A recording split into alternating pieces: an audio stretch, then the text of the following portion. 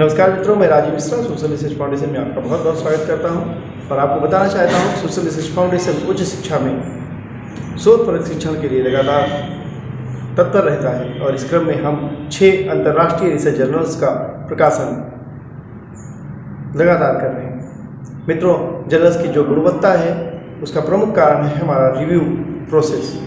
हम अपने पेपर को डबल ब्लाइंड पीयर रिव्यू पद्धति के आधार पर रिव्यू कराते हैं, तमाम एक्सपर्ट्स के पास भेजते हैं और उनके द्वारा अनुशंसित होने पे ही वो पेपर आगे प्रकाशित होता है। इसी कड़ी में सोशल रिसर्च फाउंडेशन ने एक नई शुरुआत करी है, वो है ओपन वाइवा। इस क्रम में हम जूम मीटिंग के तहत एक्सपर्ट और लेखक को आमने सामने रखकर एक साक्षात्कार कराते हैं, जिसमें दोनों एक दूसरे से अनभिज्ञ होते हैं। खाली उनके पेपर एक दूसरे के पास होते हैं और वे अपने पेपर पर एक डिस्कशन करते हैं एक्सपर्ट से, और एक्सपर्ट उस पेपर पर साक्षात्कार पद्धति से डिस्कशन करने के बाद पूरी तरह जब संतुष्ट हो जाता है तब वह पेपर हम अपने जर्नल में प्रकाशन के लिए भेजते हैं। तो आइए हम अपनी तरह का पहला अभिनव प्रयोग करते हैं रिव्यू प्रोसेस के लिए ओपन वाइवा के रूप में।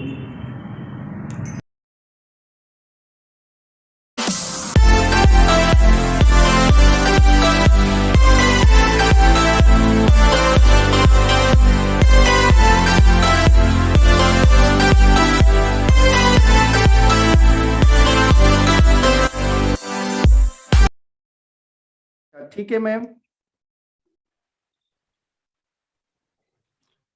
नमस्कार मित्रों, मैं Rajiv Mishra social research foundation में आपका बहुत बहुत स्वागत करता हूं। और जैसा कि आप जानते हैं, हम अपने पेपर्स के तमाम रिव्यू इस जूम की मीटिंग में, जो कि अत्याधुनिक तकनीक, इस समय जो आधुनिक युग में हम लोग बैठे हैं कोरोना काल के बाद, यहाँ पे जो व्यक्तिशः दूरियां तो हो गई हैं, लेकिन इस तकनीक के माध्यम से हम लोग बिल्कुल पास हो गए हैं। तो हमने इस पद्धति को अपने रिव्यू में भी शामिल किया है और इस तरह से हम क्या करते हैं, अपने पेपर्स को रिव्यूअर के समक्ष प्रस्तुत करते हैं। जो भी वार्तालाप, जो भी सजेशंस, जो भी संदेह होता है, वो रिव्यू पद्धति में हमसे दूर हो जाता है और इस तरीके से समाज के समक्ष एक अच्छा सा रिसर्च पेपर प्रस्तुत करना ही सोशल रिसर्च फाउंडेशन का उद्देश्य भी हो जाता है।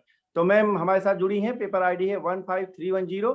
मैं आपका पेपर शेयर करता हूं और आप अपने पेपर को इसी स्थिति में प्रस्तुत करेंगे हमारे रिव्यूअर्स के सामने।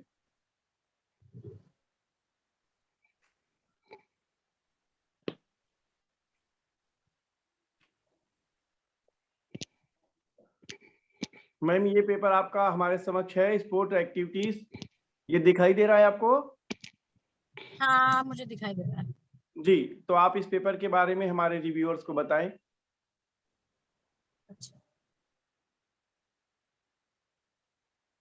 तो ये जो पेपर है, इसका जो टॉपिक है वो है analyse to the purpose of present study was to analyse the difference between psychosocial competency यानी कि लाइफ स्किल।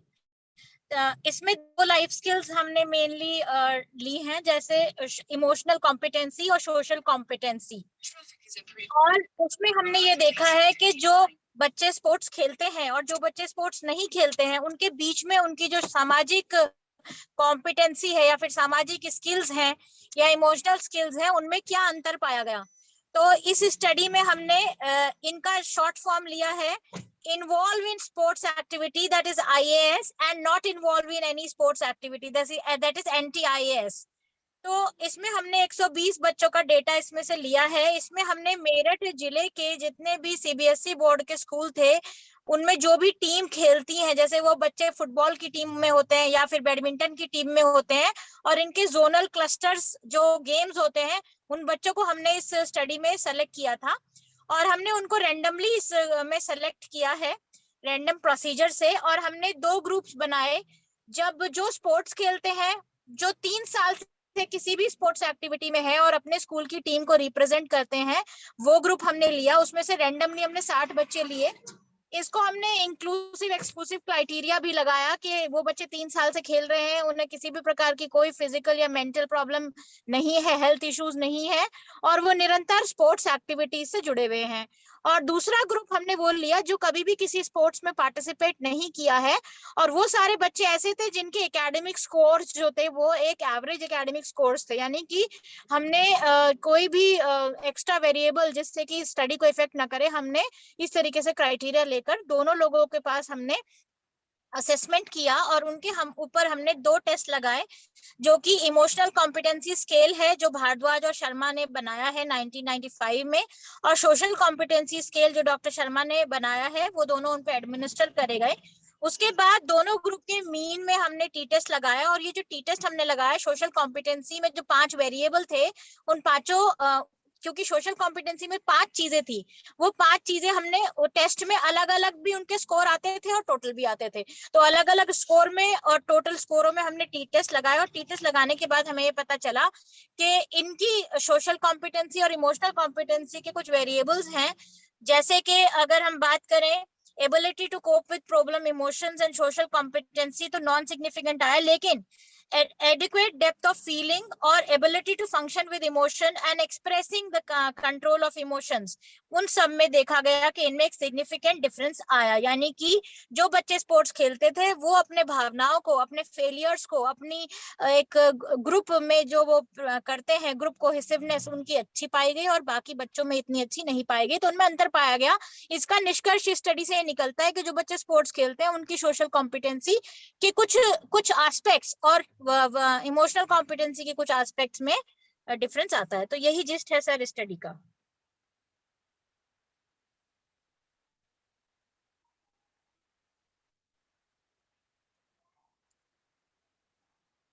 आपको मेरी आवाज आ रही है? बस यही जिस्ट है स्टडी का, मैंने आपको बता दिया है।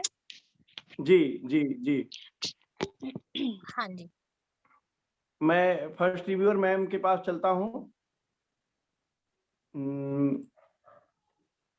फर्स्ट रिव्यूअर मैम, अगर हमारी आवाज सुन रही हैं? हाँ हाँ, या जी जी, इस पेपर के बारे में आप जो है वो लेखिका महोदया से जो आपके सवाल हो वो पूछ सकती हैं। मैडम, हमें ये पूछना है आपके हाइपोथेसिस, पहले हम आपके ऑब्जेक्टिव्स पे चलना चाहेंगे। आप एक बार अपने ऑब्जेक्टिव्स देखिए, तो हमें फर्स्ट ऑब्जेक्टिव और थर्ड ऑब्जेक्टिव में क्या मतलब आपने 3 ऑब्जेक्टिव बनाए हैं और 3 हाइपोथेसिस बनाए हैं। हाँ जी, राइट। तो पहली ऑब्जेक्टिव है to compare the emotional competency and its sub variables among adolescents involved in sports activity and adolescents not involved in any sports activity. Correct. और ये थर्ड वाला जो आपका ऑब्जेक्टिव है वो देखिए, to compare the social, अच्छा थर्ड है to investigate the significant impact of competitive sports on emotional competency and its sub variables. तो ये इन दोनों में क्या डिफरेंस है, मुझे ये नहीं क्लियर हो रहा है। बेसिकली क्या होता है, स्पोर्ट्स कुछ बच्चे ऐसे ही खेलते हैं, सिर्फ वो गेम्स पीरियड में खेल लिए या कहीं जाके खेल लिए, वो कभी खेलते हैं कभी नहीं खेलते, लेकिन अगर कॉम्पिटिटिव स्पोर्ट्स खेला जाता है यानी कि उनमें प्रतिस्पर्धा की जो फीलिंग होती है उसके साथ वो खेलते हैं, टीम में खेलते हैं, तो उनमें क्या अंतर आएगा, तो वो टीम के साथ खेलना और ऐसे ही कोई गेम खेलना, उसके लिए सोशल कॉम्पिटेंसी और इमोशनल कॉम्पिटेंसी पे क्या डिफरेंस आएगा, इसके लिए मैंने ऑब्जेक्टिव ये बनाया है। और क्योंकि बच्चे हमने वैसे ही लिए हैं जो कॉम्पिटेटिव स्पोर्ट्स खेलते हैं, तो उससे भी इस बात की क्लियरिटी होती है कि ये कॉम्पिटेटिव स्पोर्ट्स से बच्चे का इमोशनल कॉम्पिटेंसी पे क्या डिफरेंस पड़ता है। ठीक है, तो इस अगर ये एक्सप्लेनेशन है आपका मैम, तो सैंपल में आपका एक तो होगा नॉर्मल स्पोर्ट्स प्लेइंग स्टूडेंट्स और एक हो गया कम्पिटिटिव स्पोर्ट्स प्लेइंग स्टूडेंट्स और एक हो गया non sports playing students. 3 type के सैंपल्स हुए फिर आपके। पर आपने सैंपल में ये नहीं मेंशन किया कि एक अलग से आपका सैंपल है जो सिर्फ कम्पिटिटिव स्पोर्ट्स खेल रहे हैं, बिकॉज ये आपकी हाइपोथेसिस भी है और ऑब्जेक्टिव भी है, that is why I am pointing out this thing. मैं हाँ नहीं, आपका बिल्कुल बात ठीक है, बट इसमें मैंने अलग से ऐसे बच्चे नहीं लिए या वो बच्चे नहीं ढूंढे कि जो अलग से कोई थोड़ा बहुत गेम खेलते हैं, क्योंकि थोड़ा बहुत गेम्स तो सभी लोग खेलते हैं, लेकिन इसमें अलग से कोई डिफरेंस मेंशन नहीं करा, ये उसी में एक्सप्लेन करने के लिए मैंने एक ऑब्जेक्टिव ले लिया था, बट एक्चुअली फिर इसीलिए हमने नहीं लिया है। हाँ, तो फिर ये मेथोडोलॉजी में फिर वो इनएक्यूरेसी आ रही है अकॉर्डिंग टू मी। अगर ऑब्जेक्टिव आपने क्लियरली, बिकॉज अगर आप ये सैंपल या तो आप एक एडिशनल सैंपल ऐड करें या ऑब्जेक्टिव थर्ड पॉइंट और उससे रिलेटेड थर्ड हाइपोथेसिस फिर रिमूव की जाए, बिकॉज हाँ, तो मैम इसमें आपकी आपका बहुत अच्छा सजेशन है, क्योंकि मैं भी चाहती हूँ कि रिसर्च बिल्कुल वैलिड हो, और इस पॉइंट ऑफ व्यू से मैंने नहीं सोचा, पर मुझे लगता है अगर ऐसा है तो हम इसको हटा सकते हैं यहाँ से, और कोई आप जस्टिफिकेशन। थर्ड पॉइंट जो है मेरे ओपिनियन में, क्योंकि आपकी बाकी रिसर्च पूरी मैच कर रही है, लेकिन जो थर्ड ऑब्जेक्टिव है और थर्ड हाइपोथेसिस और सेम थिंग जो आपके डिस्कशन में लिखा हुआ है, आपने जहां डिस्कशन में थर्ड हाइपोथेसिस के बारे में लिखा है, वो सब एब्सेंट मेरे एडिट करना पड़ेगा बिकॉज ऑफ ठीक है मैम, आपका सैंपलिंग। ओके, ठीक है मैम, ये उसको हम हटा देंगे। हाँ। और एक और चीज, आपने कहा कि आपका सैंपल रैंडमली सिलेक्टेड था। Can I please ask you how did you do that? Ma'am पहले हम लोगों ने वो बच्चे लिए जो खेलते हैं स्पोर्ट्स पिछले 3 साल से और किसी ना किसी टीम में हैं, और उनकी एज ग्रुप भी हमने देख ली कि वो किस एज ग्रुप में है, और उनको कोई फिजिकल इलनेस या कोई मेडिकल लीव उन्होंने कभी ली नहीं है पिछले 3 सालों में। हमने वो ग्रुप लिया, फिर हमने उस ग्रुप को, जो उसकी लिस्ट हमने स्कूल से ले ली, फिर उसमें से हमने लिस्ट में से रैंडमली बच्चों को लिया, जो हमने 60 बच्चे लिए। ओके, तो ये कंप्लीट रैंडमनेस फिर नहीं हुआ। ये आपका आप इसमें एक बार सैम्पलिंग के मेथड में देखिएगा। ये देखिए, एक हो गया साइंटिफिक मेथड ऑफ सैम्पलिंग, एक नॉन साइंटिफिक सैम्पलिंग। अगर साइंटिफिक देखते हैं उसमें कंप्लीट रैंडमनेस की बात होती है, जहां पे आपके पास पूरा डेटा है एंड वहां से आप सेलेक्ट करते हैं, B it through computer aided method, fish बोल मेथड, एंड अनदर वन हमने इज इसमें यूज जो किया था, एक्चुअली हमने नॉन लॉटरी स्ट्रैटिक। मेथड, लॉटरी हाँ, मेथड हमने इसमें यूज किया था। दैट विल गो और नॉट? ये आपका फुल्ली साइंटिफिक, फुल्ली रैंडमाइज्ड, आप इसको कंप्लीट रैंडम सैम्पलिंग नहीं कह सकती हैं। आपको इसमें एडिट करके अपना रिसर्च के हिसाब से टर्म यूज करना पड़ेगा कि कौन सा सैम्पलिंग मेथड है, but it is not complete random sampling. तो मैम अगर ये रैंडम सैम्पलिंग नहीं है तो इसमें टी टेस्ट कैसे लगेगा? फिर तो टी टेस्ट नहीं लग सकता। तो आप हमसे क्यों पूछे, हमें आपसे पूछना है मैम। नहीं, तो मैं आपसे यही बात कर रही हूँ ना कि अगर अगर ऐसा है तो फिर तो दैट इज टी से जस्ट माई जस्टिफाई। सजेशन, क्योंकि अगर देखिए, जब हम वर्ड रैंडम लेते हैं, रैंडम सैम्पलिंग जब कहते हैं, तो उसमें जो हमारे पास अवेलेबल है उसमें से छांटने को नहीं कहते। रैंडम होता है कि आपके पास पूरा डेटा, जैसे मेरठ के सारे ही बच्चे, इरिस्पेक्टिव ऑफ द फैक्ट कि वो आपकी रीच में है या नहीं। पर मैम बात तो अगर ये ना आपका कि हम कॉम्पिटिटिव स्पोर्ट्स खेलते हैं और जो नहीं खेलते हैं वो बच्चे लेने हैं, तो हम फिर कैसे सारे बच्चे लें? हाँ, तो आप उसमें कन्वीनियंट सैम्पलिंग लिखिए, आप कन्वीनियंट रैंडमाइज्ड सैम्पलिंग देखिए, उसमें एक टर्म आपको मिलेगा, आप बुक्स देखिए साइकोलॉजी की सैम्पलिंग मेथड में, तो आई विल गो थ्रू उसमें इट, आप नो प्रॉब्लम। यस, बिकॉज ये अगर आप रैंडम सैम्पलिंग कहेंगे तो random sampling is rarely used in psychological researches. That is all, that is just my random में तो सजेशन, फिर नहीं, क्योंकि आपका उसमें बहुत अच्छा हमारे पास सजेशन है। एंडलेस डेटा, आई मतलब रियली एग्री, कंप्लीट डेटा चाहिए। आपका जैसे मेरठ का आई है तो रियली एग्री मेरठ विद के, यू। हाँ, तो आप इसको बस देख लीजिएगा। I am not like getting मतलब पॉइंटिंग फिंगर्स और anything, but No, no, just no, एक you can point सजेशन है। fingers on me, ma'am. I'm a learner right now, so don't worry about it. तो This बस आप discussion will इसको lead मेरे us to the right conclusion, actually. तो बस I would just recommend कि आप इसको रैंडम वर्ड हटा के साथ में जैसे पर्पसिव सैम्पलिंग या आप उसका करेक्ट टर्म देख लीजिए, आपको मिल Ma'am, जाएगा I'll check. सैम्पलिंग की books I'll check that. I'll go में, through the books and I'll see and and correct the it. Rest of the paper I really liked it. आपने बहुत सारी studies quote की हैं to support your answer, support your hypothesis, and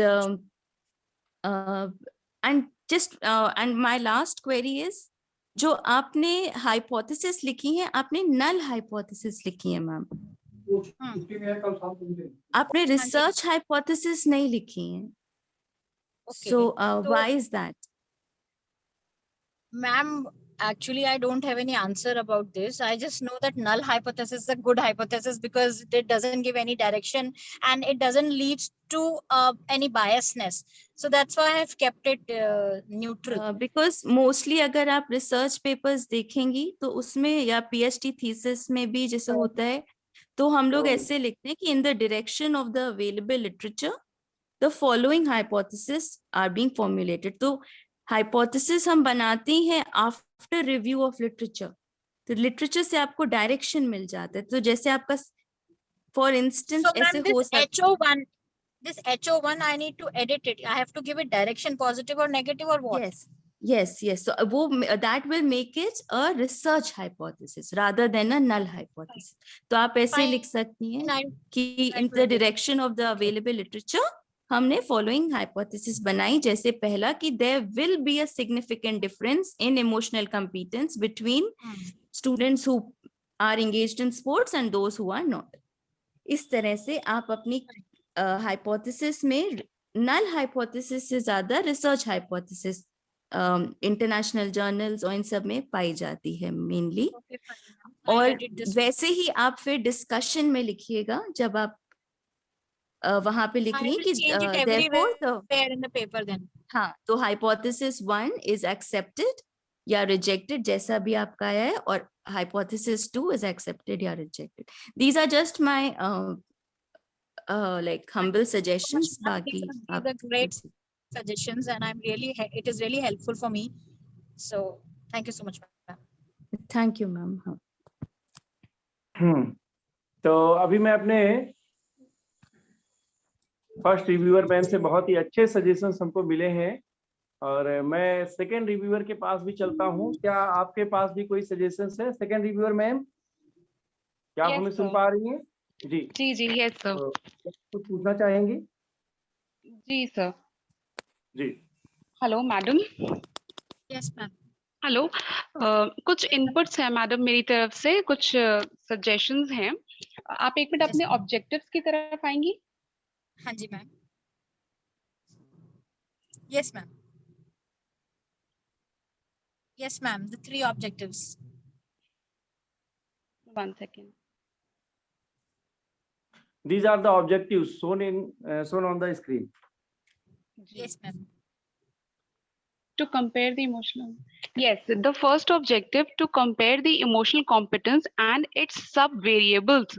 Right. So ये जो आपने term use किया है sub variables, I think कि बेहतर होगा कि आप इसे dimensions कर दें या components कर दें. Yeah, Right. yeah, ma'am. Dimension will be the right word, right? अच्छा, क्योंकि variable का altogether different meaning आ जाएगा, है ना? Okay, I तो got it. इस Yeah, I जगह got your sub point. variable की जगह you can make it either component or dimensions. Actually, they are dimensions only. You are correct. Yes, ma'am. Okay. And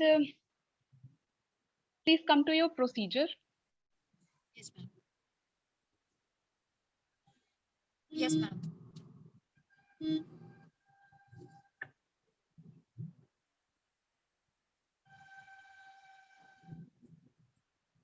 Yes, ma'am. So Please go ahead. procedure में yes procedure में आपने कहीं पे subject word का इस्तेमाल किया है.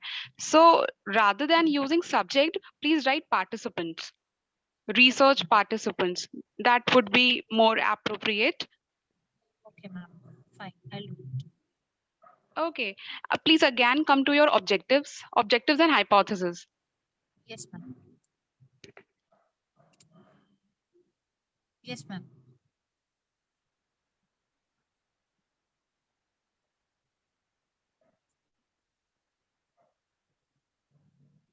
जी ma'am. तो यस, सो अभी जैसे फर्स्ट रिव्यूअर ने मैडम ने भी पॉइंट आउट किया कि आपने जी. नल हाइपोथेसिस फ्रेम की है. Hello madam. हाँ. Yes, ma'am. I'm hearing. जी, राइट. सो नल हाइपोथेसिस जैसे आपने लिखी है, it is hypothesised that there would be no significant difference. So it would be better कि आप रिसर्च हाइपोथेसिस अपनी फ्रेम करें. सो इसकी जगह आप कर सकते हैं that there will be significant difference. Doesn't matter आप उसे डायरेक्शन दे रही हैं कि नहीं दे रही हैं। सी मैम हम actually directional hypothesis, one second, directional hypothesis हम बना सकते हैं, लेकिन तब बना सकते हैं जब हमारे लिटरेचर रिव्यू में हमें ये कुछ डायरेक्शन पता चला हो कि हाँ जो एडोलेसेंट स्पोर्ट्स एक्टिविटीज में इन्वॉल्व हैं उनकी कॉम्पिटेंस बेहतर पाई गई है अगर प्रीवियस स्टडीज में, so you can give direction to your hypothesis. If not, you can make it that there would be significant difference rather than making a null hypothesis. Okay. एक ये आपके पास हो सकता है ऑप्शन। इसके अलावा ऑब्जेक्टिव में मैडम आपने लिखा है टू कंपेयर इमोशनल कॉम्पिटेंस दोनों ग्रुप की, फिर सेकेंड ऑब्जेक्टिव है टू कंपेयर सोशल कॉम्पिटेंस जो दो आपके ग्रुप हैं, और थर्ड आपने लिखा है to investigate the significant impact, right? Hello, yes, to investigate the significant impact. तो इसका इस ऑब्जेक्टिव को आप कैसे जस्टिफाई करेंगी? To investigate the significant impact of competitive sports. Actually ma'am मैंने जो सोचा था कि अगर मैं इसको, जो मैंने डेटा ऑलरेडी लिया है वो ऑलरेडी कॉम्पिटिटिव स्पोर्ट्स खेलते हैं, तो उन्हीं कॉम्पिटिटिव स्पोर्ट्स वाले बच्चों का जो सोशल कॉम्पिटेंसी देखी उसी से मैंने सोचा कि इससे हम डिफाइन कर सकते हैं। तो मैम दो ग्रुप लिए हैं ना, एक ग्रुप तो है जो कॉम्पिटिटिव स्पोर्ट खेलता है और दूसरा है जो किसी भी तरीके की स्पोर्ट्स एक्टिविटीज में इन्वॉल्व नहीं है, यही है ना मैम दो ग्रुप? यस मैम यही दो ग्रुप्स हैं, है ना।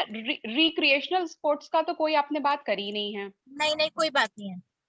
ठीक मैम। सो मैम जो आपका फर्स्ट ऑब्जेक्टिव है टू कंपेयर इमोशनल कॉम्पिटेंस और जो दोनों ग्रुप की, टू कंपेयर या टू फाइंड सिग्निफिकेंट डिफरेंस, आप इस तरीके से उसको फ्रेम कर सकती हैं। मैम सिग्निफिकेंट डिफरेंस अगर मेरा फर्स्ट ऑब्जेक्टिव या फर्स्ट हाइपोथेसिस के थ्रू पता चल रहा है तो मुझे अलग से third hypothesis just to find the impact लिखने की जरूरत नहीं है, क्योंकि ये बात फर्स्ट हाइपोथेसिस और सेकंड हाइपोथेसिस में जस्टिफाई हो जा रही है क्योंकि हम टी टेस्ट लगा रहे हैं उसमें। तो ये समझ में आ रहा है कि जो मैनिपुलेशन करा गया है आईवी में, it is just the impact that is there on the DV. उसके लिए मुझे नहीं लगता कि थर्ड हाइपोथेसिस अलग से फ्रेम करने की जरूरत है just to see the impact. Okay, so I will delete this one. इसके अलावा मैम एब्स्ट्रैक्ट की, हेलो, इसके अलावा फर्स्ट आपका जो एब्स्ट्रैक्ट है, एब्स्ट्रैक्ट की फर्स्ट लाइन में आइए ma'am, first line that you have written. Yes ma'am I am coming. Yes ma'am go ahead. Yes, ma'am. Yes. The purpose of the study was to analyze the difference, na? So you can make it to analyze significant difference. Okay, ma'am. I'll change analyze significant difference. Okay. और यही चीज ma'am आपने अपने table में भी लिखी हुई है, जो आपने डेटा का टेबल बनाया है जहाँ पे मीन, एसडी और सिग्निफिकेंट वैल्यू लिखी हुई है, उसमें भी आपने लास्ट में उसमें सब वेरिएबल्स वर्ड का यूज किया है, जो सब वेरिएबल की जगह प्लीज मेक इट डायमेंशन या कंपोनेंट, जो भी आपके स्केल में लिखा हुआ है। सब वेरिएबल बिल्कुल भी एप्रोप्रिएट नहीं है उस जगह पे। Okay ma'am. इसके अलावा मैम एक और चीज थी कि अभी फर्स्ट रिव्यूअर मैम ने भी बात करी सैम्पलिंग की, and she was very right. Random sampling हम ह्यूमैनिटीज में नहीं करते हैं या हम नहीं कर पाते हैं क्योंकि ये इतना फीजिबल नहीं है। So please refrain from using the word that you have selected the sample randomly. बेहतर है आपके लिए कि आप उसको इंसिडेंटल सैम्पलिंग या फिर कन्वीनियंस सैम्पलिंग कर दें। Purpose of sampling भी नहीं, you can make it incidental or convenience sampling. Random sampling से ma'am because it is not practically possible to select your sample randomly, especially in humanities. इसलिए हम उससे behavioral sciences और humanities में ज्यादा prefer नहीं करते हैं। ये वाला पॉइंट फर्स्ट रिव्यूअर मैम ने भी उठाया था। फर्स्ट रिव्यूअर मैम ने इस टॉपिक को ले लिया है। जी, यस सर जी। तो okay, this was it. So it was a wonderful presentation. बहुत अच्छा पेपर है मैम का, बहुत ही अच्छा पेपर है, और मैं इस पेपर के लिए आथर मैम को बहुत बहुत बधाई भी देता हूँ। छोटे मोटे जो करेक्शंस हैं वो आपके दोनों रिव्यूअर्स ने हमारे बता दिए हैं आपको, और मेरे ख्याल से आप उनसे सहमत भी हैं। आथर मैम, आप जो सजेशंस बताए गए हैं आप इनसे सहमत होंगे हमको लगता है। सर ये बहुत ही अच्छे सजेशंस हैं, very fruitful session. Earlier I was very afraid क्या होगा, but I am very comfortable. बहुत अच्छे से सभी लोगों ने एक्सप्लेन किया है, and I will definitely change the things, and it is a learning session for me. जी मैम, हमको भी ये बहुत ही अच्छा लगता है। हम बहुत ही आशातीत हैं इस बात से कि सोशल रिसर्च फाउंडेशन इस समाज में खाली इस बात से नहीं कि हम क्रिटिक हैं, या इस बात से नहीं कि हमको आपके पेपर में कोई कमी ढूंढनी है, बल्कि हम इसलिए काम करते हैं कि हमको इस देश में एक अच्छा सा रिसर्च पेपर विश्व स्तर पे लेके जाना है, अच्छी सी रिसर्च Right, विश्व स्तर पे लेके जानी है। जिस तरह जेम्स वाट ने और एडिसन ने इस देश का, इस विश्व का नाम रोशन किया था, इसी प्रकार हमको भी इस समाज में एक रिसर्च निकाल के रखनी है। तो मैं उम्मीद करता हूं कि आप इस पेपर को रिफ्रेम करके हमको एक बार फिर से भेज देंगी, ताकि इस पेपर को हम आगे पब्लिकेशन के लिए ले जा सके। और मैं दोनों रिव्यूअर मैम की तरफ से कहता हूं कि ये पेपर अप्रूव है पब्लिकेशन के लिए, बस छोटे से चेंज होंगे जो प्रूफ रीडिंग में आ जाएंगे। तो बस हमारी सर सभा एक में आज बात और यही। मैं कहना चाहती हूँ, जैसे कि आपने बोला कि आप रिसर्च के लिए काफी प्रोत्साहित हैं और चाहते हैं कि अच्छी जी रिसर्च हो। देखो मैं काफी जी काम कर रही हूँ, बट मुझे काफी चीजें नहीं आती हैं। फील्ड वर्क कर रही हूँ, मेरे पास फील्ड में बहुत डेटा है, लेकिन वही है कि जैसे अभी टेक्निकल चीजें नहीं है, तो अगर कुछ गाइडेंस मिल सके तो मैं मेंबरशिप वगैरह का भी बात हुआ था, I will also ma'am, see to it. आपने आपने इतनी देर में ही जान लिया होगा कि हम एक रिसर्च पेपर पे खाली उसका फीस नहीं लेते हैं, बल्कि उस रिसर्च पेपर पे हम तरह तरह से काम करते हैं।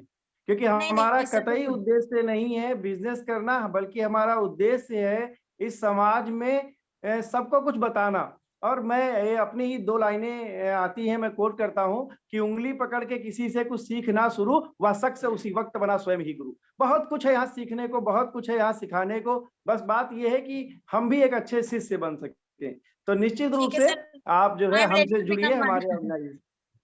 जी, हमारे थैंक यू सो मच। हमारे ऑर्गेनाइजेशन से जुड़िए। मैं आपके इस पेपर के लिए आपको बहुत बधाई देता हूं। और जो हमारे दर्शक हैं, हमारी मीटिंग को देख रहे हैं, हमारे साथ जुड़े हुए हैं, मैं उनसे भी इसी बात के लिए फिर से आग्रह करता हूं कि यदि आपके पास नई खोज है, नया इनोवेशन है, नई रिसर्च है, तो आइए सोशल रिसर्च फाउंडेशन कानपुर के साथ उसको शेयर करिए। हमारे रिव्यूअर्स, हमारे विषय विशेषज्ञ आपके साथ जुड़े हैं, आपकी चीजों को प्रोत्साहन देने के लिए, आपकी जो राइटअप है उसे ठीक करने के लिए। इन्हीं शब्दों के साथ मैं राजीव मिश्रा आप सभी से विदा लेता हूं, और अगली मीटिंग में जल्द से जल्द उपस्थित होने का वायदा भी करता हूं। धन्यवाद। बहुत बहुत सर, धन्यवाद thank you sir. So much.